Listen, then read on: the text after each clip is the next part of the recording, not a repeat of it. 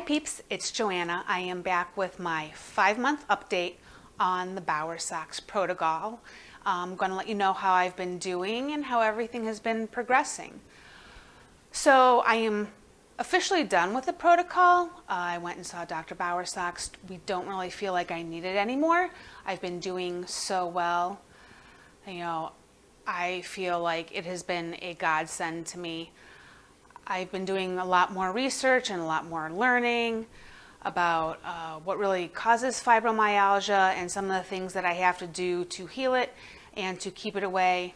I'm going to say overall the protocol is not the end-all be-all in order to not cure, but heal, go into remission for your fibromyalgia. And just a note, a lot of people get confused remission and cure. Just because you are in remission with fibromyalgia does not mean that you aren't going to have bumps in the road. Remission means you have a lessening or elimination of symptoms. So I'm going to say that 90% of the time I am at the point where I have 0 symptoms, and that's that. But there are days where something will hit me and I do have symptoms, and then I might be out for a day or two or even just a few hours. So it is possible you can get better. I have complete faith that everybody can heal from this syndrome. So what the Bowersox Protocol did for me, it really helped, I feel, settle down my nerves and my adrenals and my endocrine system, so I could concentrate on focusing on other things that would work for me in order to have a normal life again, so I can thrive and not just survive, because so many of us out there are just surviving, and it's not fair, and our doctors have ripped the hope away from us, and we don't deserve that, because you can get better. So this is my this is my 5 month, so 10/9/20. You can see here, everything is almost, oops, I didn't circle those. Look at those. That's a 5 and that's a 5. That's a good thing. So poor, fair, moderate, good, excellent. Anxiety, excellent. Concentration and memory, excellent. Depression, excellent. Digestive problems, unfortunately, a 1. That is going to be we'll talk about that later. Energy, excellent. Fatigue, excellent. Hair, that went back down to a 2. We'll talk about that too. Headaches, excellent. Mood swings, excellent. Muscle spasms, aches, blah blahs, excellent. Sensitivity to touch, excellent. But I still like to tell my husband, ow, every once in a while, because it's funny. Anyway, sleep, excellent. Swelling, or sweating, excellent. Food sensitivity, that's the 1. We'll talk about that too. Neuropathy, excellent. And the burning sensation under the skin is excellent. So like I said, most days are great, feel fantastic. So I've been noticing more patterns in my life when it comes to food. So I've already been on an elimination diet for over 2 years. And I wasn't very successful until I eliminated more everything in the whole wide world. Citric acid, anything containing citric acid. So I did that, and I've been like, wow, I'm really good. And then every once in a while I try plants here and there, and most of them I can't eat most plants. I can't eat most vegetables. I can't eat most fruits. I have a problem with that. So this month I've been doing a keto challenge, and that has been very, very successful. I am finding out that most people with fibromyalgia, 70% of us, are carbohydrate intolerant. We do very well when it comes to doing keto or carnivore and eliminating milk. You have to eliminate the dairy too, because otherwise you're really not going to see as much progress. There's lots of lectins in plants and other things that cause us to react, and we just cannot tolerate it.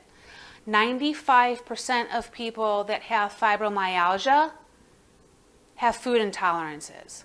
So if you have said to yourself, diet never worked for me, you haven't taken out enough. or you're in the 5%. Other than that, 95% of us have food intolerances. So that is where part of my digestive problems and the food sensitivity comes in. So I started doing some more research and actually been involved in some digestive summits and some other things where they talked about SIBO a lot. And I've known about SIBO for quite a few years. It stands for small intestine bacterial overgrowth.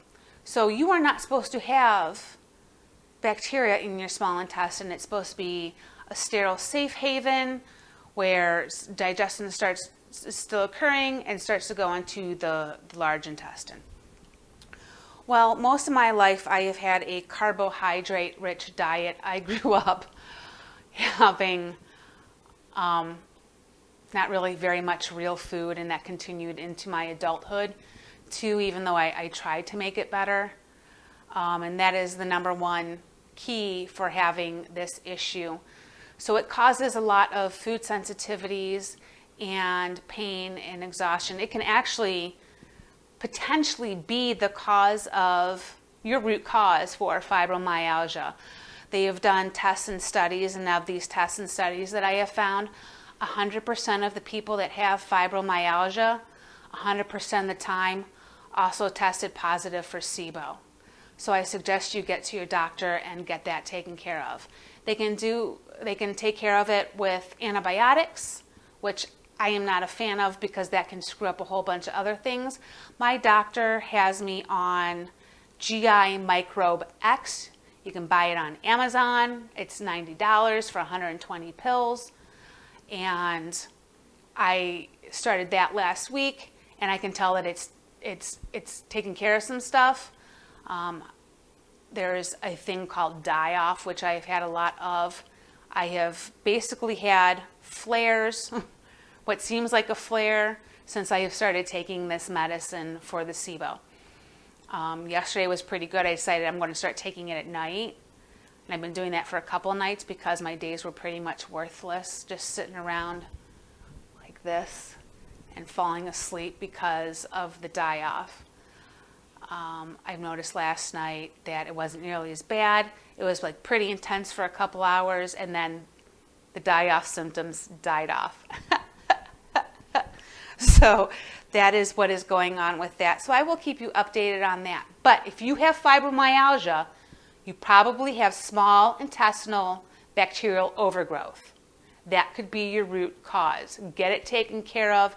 Get your life back. That is my recommendation. Another thing that we addressed is hair loss. Since, for the past 7 or so years, my hair has been falling out dramatically. I don't usually have my hair down. I know you don't think it. You're like, oh, your hair looks super cute. Well, it's not real. It's a wig. I always wear a wig. I've been wearing a wig for the past year to take off the stress and anxiety of not having to do my hair or trying to make it look nice, because it doesn't. So actually, I'm starting to get stress and anxiety just talking about this. But ladies, if you are having a problem with your hair and you don't know what to do, nothing's worked, it's so easy. Just get a wig. I know you're like, oh, I could never do that. They're like $20 on Amazon. You can get them in every different color. You're never going to have another bad hair day. Your hair is going to look great every time you leave the house. It'll take you 3 minutes to do, and you're good to go. You're golden. That way you can have like no sweat it problems. Other than that, I usually have my hair up in a little wrappy thingy or a baseball cap on. So it's really no big deal. So I am on another under protocol to try to see what will happen with the hair. I've been tested. I've had my thyroid tested. It looks pretty much like they are in optimal levels. I've also been tested for Hashimoto's. That came up completely negative. So we are going to try to figure that out. I've tried biotin. Yes, it does not work. My doctor said biotin doesn't work. I said, yeah, I could have told you that. I've tried it several times. I have tried Rogaine for women, Rogaine for men, the minoxidil, all of that. I have tried the Nioxin. Nothing has worked. So, He gave me 3 different undas to try. I will let you know how that goes and if it's even worth trying. And he said that it works on the thyroid axis. You could be lacking in trace minerals. He said he once had a lady, she had like 1 hair on her head. She took this for a few months and then she just had like gobs and gobs of hair. All of her hair grew back. So we will see. But I've even decided that if my hair doesn't grow back, or if it does grow back, like how it used to be, because I used to have like this wild, crazy hair. And my nickname in high school was Fro or Slash. So I decided that even if that happens, I'm still probably just going to wear the wigs all the time because it's just so easy. I go out, I get compliments on how great my hair looks. And I just go, oh, thank you. Oh, thank you. Oh, I look great. I look good gray. Thank you. So don't sweat it. Just do it. Have some fun. So that is my update for the Bowersox Protocol. You know, I don't know if I'm going to do another update. You know what? I will. On 11/9, I will do another update that with me being off of all of the supplements for the protocol. And I'll let you know how life is going then. So take it easy, peeps. Oh, don't forget, check out my website, www.butyoulucksohealthy.com. Tons of information on there. A lot of articles about supplements and relaxation and fibromyalgia and chronic fatigue syndrome and things that you can do to help make yourself feel better.